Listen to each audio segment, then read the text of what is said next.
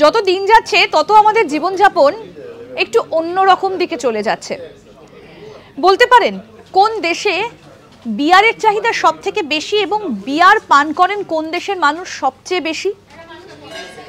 2022-এর একটা হিসেব বলছে চেক রিপাবলিক এই হিসেবে সব থেকে এগিয়ে এবং চেক রিপাবলিকের বাসিন্দারা বছরে 50 গ্যালন অর্থাৎ 150 লিটার বিয়ার পান করেন।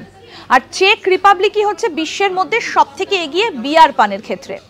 তারপরে রয়েছে 2 নম্বর এবং 3 নম্বরে অস্ট্রিয়া এবং পোল্যান্ড, অর্থাৎ চেক রিপাবলিক, অস্ট্রিয়া, পোল্যান্ড এই দেশগুলো বিয়ার পানের ক্ষেত্রে এগিয়ে। এবং চেক রিপাবলিকের 2022 সালের একটা হিসেব বলছে যে চেক রিপাবলিকের বাসিন্দারা বছরে 50 গ্যালন অর্থাৎ 50 × 3 150 লিটার বিয়ার পান করে থাকেন।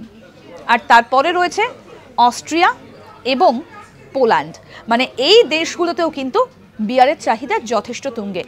তবে আরও একটা হিসেব বলছে যে সমস্ত জায়গাগুলোতে শীতের প্রকোপ বেশি সেই জায়গাগুলোতে কিন্তু বিয়ারের চাহিদাও বেশি। এরকম আরও অনেক আপডেট পেতে দেখতে থাকুন আজ তাক বাংলার ইউটিউব চ্যানেল, সাবস্ক্রাইব করুন।